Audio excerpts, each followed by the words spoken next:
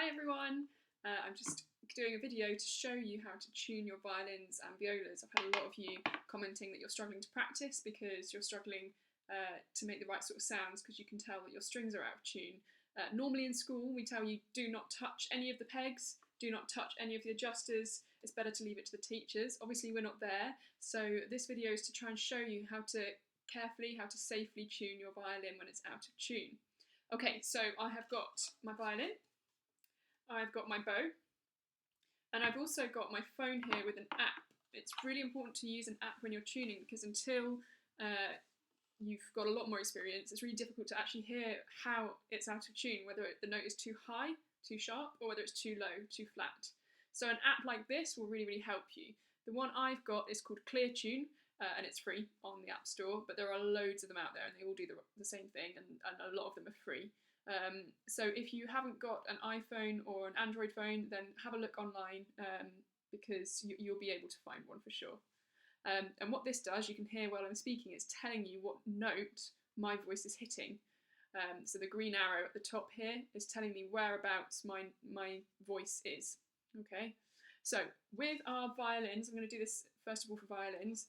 We have got 4 strings. So the highest one here is E, then A, then D, then G.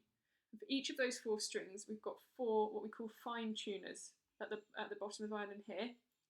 And at the top, at the scroll, we have got 4 pegs. Okay.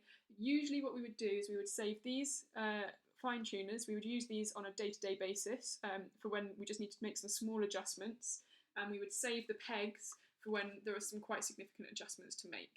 Okay. So I'm just going to show you how we go about this. So the first thing I would do is I'd start with my E string, and I try and use a bow all the time when I'm tuning, because if you're pizzicato, if you're plucking the string, it's actually not a very consistent sound. So I'm just going to play an E string. Now you can see that the green arrow was just above the E. It was telling me that my note on the E string is a little bit higher than it should be. It's too sharp. So in order to adjust it, I need to make sure that I use the correct fine adjuster for the E string. So I follow the string up to find the correct one.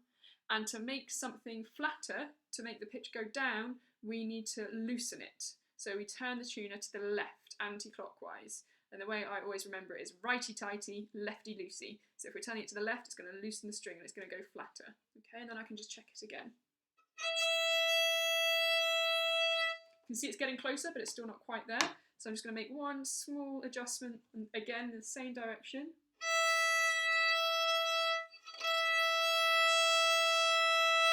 That's pretty much there now, so I'll leave that there for now. I'm now going to check the A string and just go down each time. No, I'm struggling to find that. Now you can see that that's actually telling me it's a different note. That was telling me it was an A flat. It had that lowercase b, so that's quite a lot away, quite far away from the note it should be. It should be a normal A. So in cases like this, normally what I would do is I would go to the peg. The reason being, if I stick to the fine tuners, chances are you're actually just going to run out of space. You're not going to have enough room to make the adjustment you need to.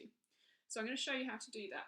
You do the same thing as you did with the adjusters. You find the A string, you follow it all the way up, and you find out which peg it is assigned to.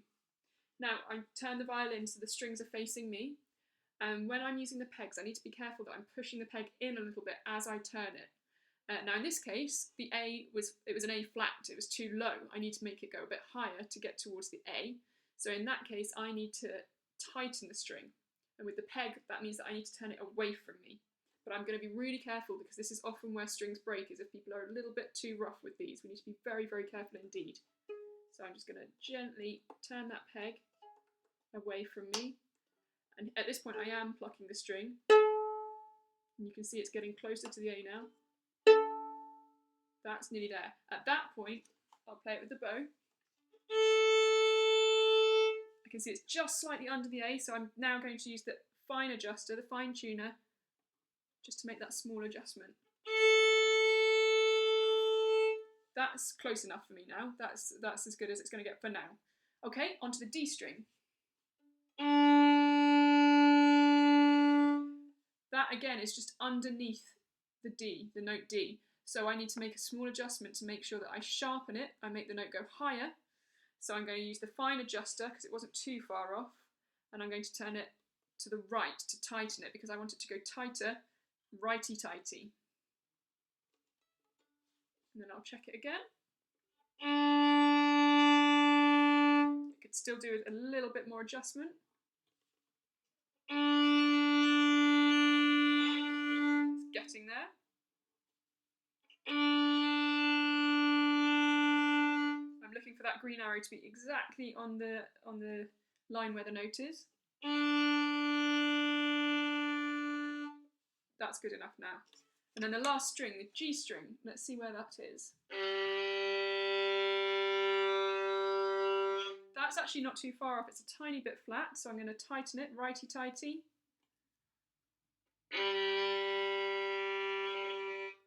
You can see that mine's jumping around a little bit. That's purely because these strings are actually quite old, so they're not very stable at the best of times.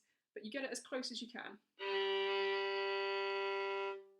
And then the only thing to double check with your violin when you're tuning it is that once you've made some significant tuning changes, it might knock some of the other ones out. So even though we started off with our E string perfectly in tune, it might sometimes go out of tune slightly by the time we've reached the G string. So it's worth just double checking them at the end.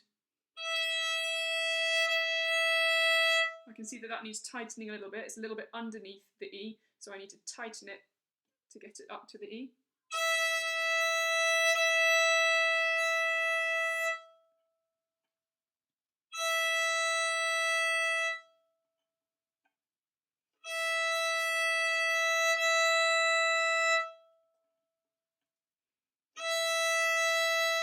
That's there now.